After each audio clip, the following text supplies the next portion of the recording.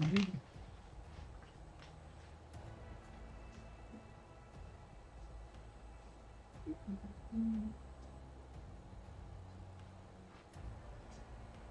No use.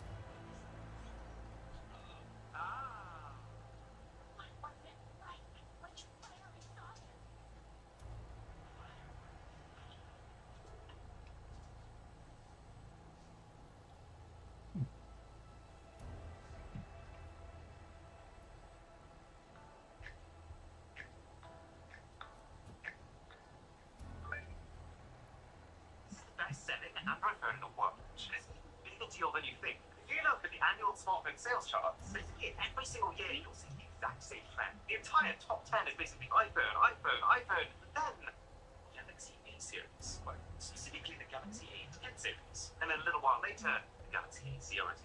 And while obviously one major takeaway from this list is, damn, sure, Apple's on the iPhones. In a way, it's Samsung's achievement that's surprising. Because remember, Apple only makes models a year. Samsung makes about 50. They have A models, S models, M models, C models. So for just one of those 50 models to come in fourth place, to sell 30 million units on its own is absolutely astronomical. But on the face of it, it doesn't really make any sense. Samsung holds massive launch events for their flagship models. They fill up fast spaces with reporters from every corner of the globe. This Galaxy A14, trailer request.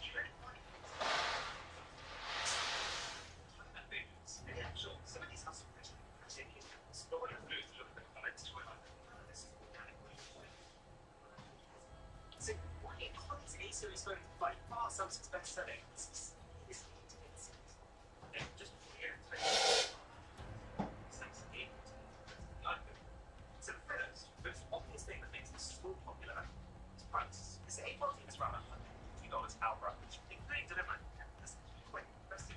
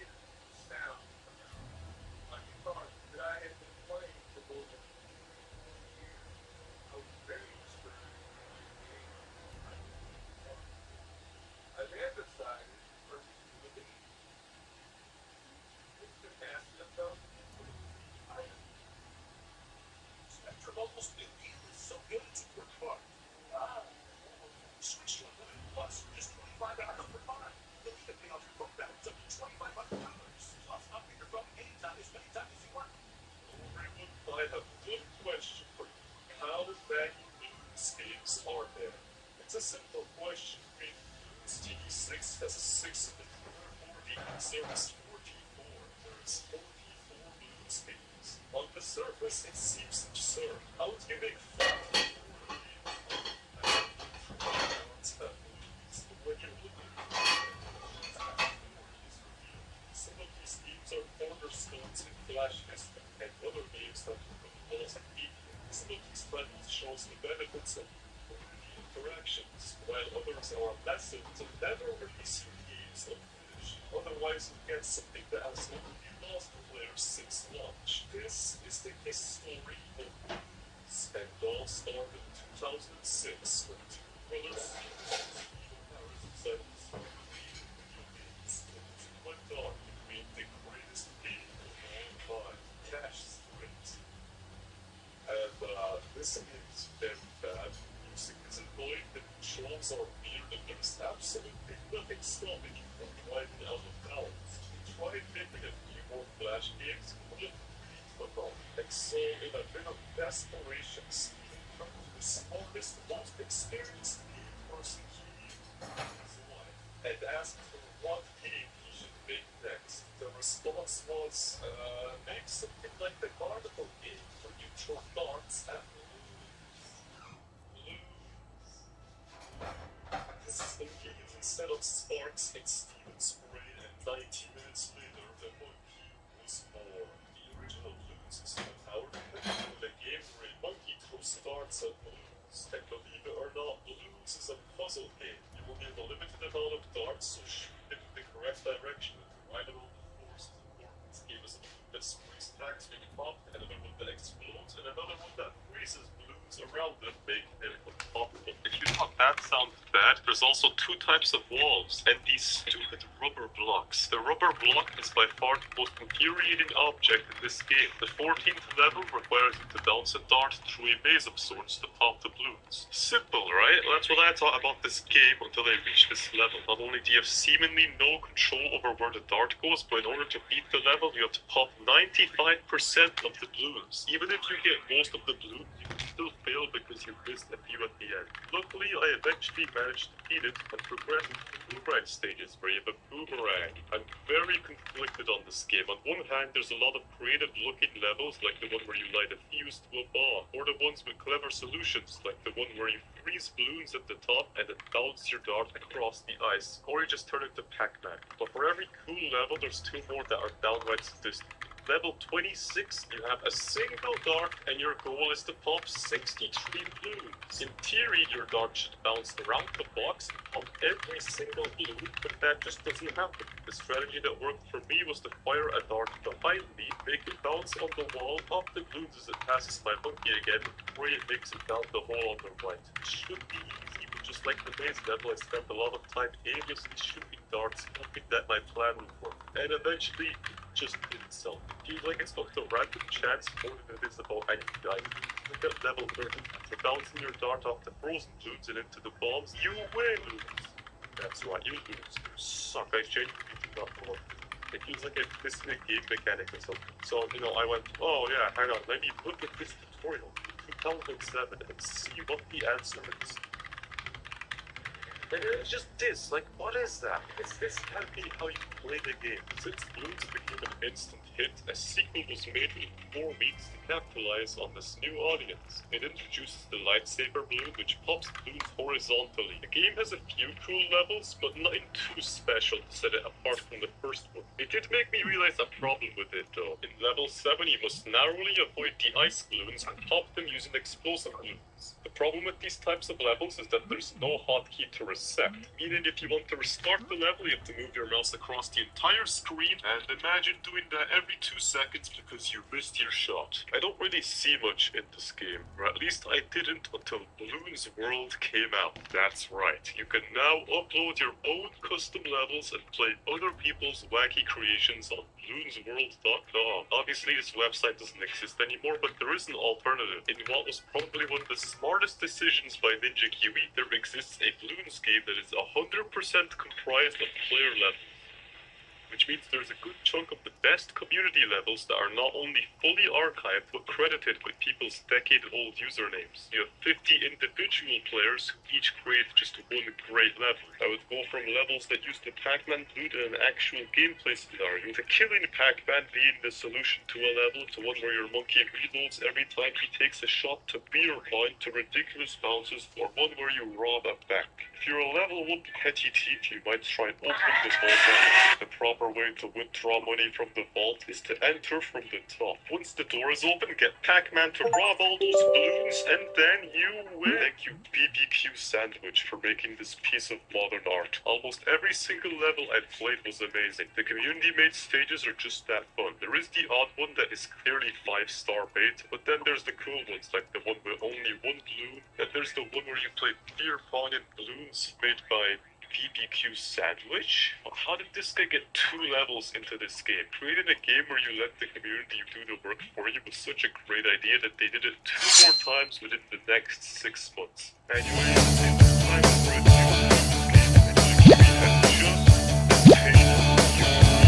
In August 2007, the power set supplied to me the cool gameplay either called power style or every time with the incorrect attack ball hit the edge of the range, and on top of that, dark disappear really quickly of the field. There's also a lack of water features like targeted or pop health, then having a range indicator of all hits and a very ambiguous speed meter. Despite that, it's still a good build, but darts are the main way to solve this here because there is many others. Not only is there really flying powers, but most of them are overpriced garbage. The ball power costs $900, while the ice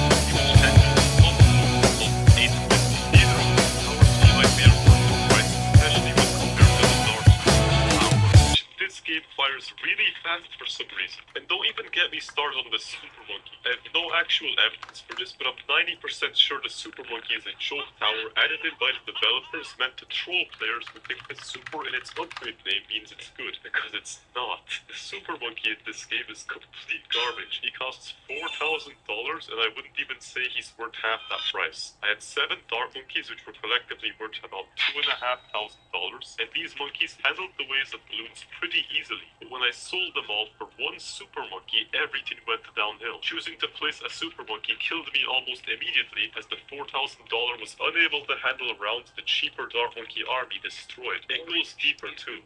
On round 42, the game questions, how many monkeys does it take to make a Super Monkey? Making fun of how this math problem will keep you up at night. When you then beat round 47, Tooltip says, you got any Super Monkeys yet? Are they really worth all that money? This is literally the game telling you that this tower sucks 3 rounds before it ends. You can't get clearer than that. And yes, this game unfortunately does end on round 15. There's no free play to beat anyone, and that sucks. The best way to beat the game is to spam Dart Monkeys. It's not even a challenge. Eventually you'll just start spawn camping the balloons. So the game seemingly does not want you to know this. The tooltip at the bottom normally tells you what balloons are coming next, but occasionally it gives you a random fact about a parent and teenage girl. The only real advice the game gives you is you will probably need to use every power type to finish the game, but there's no way that's correct. That's just a lie. The tooltip guide that falsely claims that you can't pass the game using only actions. Someone actually managed to beat the game using action, and Ninja Kiwi got so mad that he wiped the power by 75 months. So even with his chain, definitely not as good. And years later, when some random guy on YouTube is looking to get a on-point thread where Ninja Kiwi says the most responsible people of psychopaths in the community told me, even I managed to complete this challenge, just not the way you'd expect. By pressing tab, you can move around the menu, and by pressing enter, you can upgrade monkeys using the keyboard. For whatever reason, holding down enter lets you buy upgrades multiple times, putting you into negative money. By purchasing faster firing, this exploit can be used to create a hypersonic tack shooter, which let me beat all 50 rounds with a single power. This bug can be used on other things, so it's not very useful. You can give the Dart Monkey full map range, but you won't be able to use it since the dart disappears immediately after being thrown. Although you can increase his pierce to create what is essentially a BDD-1 juggernaut. Another funny glitch lets you place towers on the track. By right-clicking a tower after selecting it, you can even place them on the menu covering the star point. Both of these bugs are still possible in BT Tower. Sorry, spoilers. Seeing as BTD1 was performing much better in numbers, a sequel was released just 2 months later. And by sequel, I mean a carbon copy of the original game, but better. There's 0 new upgrades apart from the Super Monkey's laser vision, and the only other new features are the road items, the boomerang monkey, and 2 new difficulties. What I find interesting is the significant price decrease for all the bad towers in the previous game. The ice ball now costs a more reasonable $3.85, while the cannon costs $5.20, at least on easy. The cannon is a lot better here, simply because it's impossible to win without using it. Ninja Kiwi was so upset that people bet the game by spamming one tower that they added a lead balloon. The game promises it's impossible to win with only dart monkeys, and it's right. Now you can pop the lead balloon except the cannon, which forces you to place it down, though this doesn't really change the best strategy. Instead of only using dart monkeys, you now only use dart monkeys and the occasional cannon to pop leads. The developers must have also realized this, because at one point the game guilt trips you into using other towers. You might not need to use every tower type, but think of the wasted programming and graphic drawing if you don't. Luckily the game is a lot harder and therefore more interesting than the first one. Black and white balloons appear earlier, and there's even a new rainbow balloon containing 2 of each, the equivalent of popping 37 red balloons. This becomes a problem when your dart monkeys can only pop 2 balloons at a time. You'll end up using road spikes to catch the balloons that get by. That is, if you're bad at the game. See, I always thought the monkey glue was a completely useless road item. It doesn't even pop anything. What a waste of $40. After revisiting this game, I realized that glue is the strongest thing you could possibly buy and a key factor to be in hard mode. When there's 2 rows, your monkeys will focus on one of them and ignore the other path. It's a bit stupid, but that's how they're programmed. The solution to this problem is to slow the balloons down on the longer path, so that by the time they reach the monkeys, you will have already popped all the balloons from the other path. Alternatively, you can use the glue to ensure the destruction of the rainbow. It reaches so slowly that just a few dart monkeys can pop all of it by themselves. Unfortunately, there are no left-handed monkeys. Sorry, just live with it. Here's a fun fact. This tip that shows up on round 10 isn't even true. I don't know where they got this +1 pin from, but it's not right. You know what else is right? Handed the boomerang monkey. When upgraded, this guy can pop up to 5 balloons per shot, which is still worse than just spamming dart monkeys. I don't know where I heard this from, but supposedly, the boomerang monkey's tail can actually pop balloons. I tested this in-game and I could not replicate it. So either this is some super secret Easter egg, or I've been trolled by the internet. What's that? Think the graphics are ugly and the gameplay is boring? Are you stupid or something? Wake up! Thank you, Balloons is out now. Brand new Balloons type, plus angled rubber blocks. Make friends, only at my.ninjakiwi.com. Wait a minute, isn't the rainbow balloon from BTD2? And isn't the ice monkey just a reference to the ice balloon? Or aren't all of these towers based on items from balloons? What's next, the lightsaber monkey? I like it even more balloons, even more, even if it took a year to come out. Mostly due to the new mechanics, which there isn't a lot of, but the ones that are there are fun to mess around with. But first, let me tell you about the insane improvements this game has. You can finally press R to reset the level. It's fantastic news about the game. It's like 10 times the any balloon scheme, and they're even more balloons, which is objectively better because of this tiny feature. It tells you where and with what strength your last shot inspired at as well. Levels here are really good. It was fine. I hate it from platforms and levels where you destroy the boat. I think I figured out the genre of this game. It's a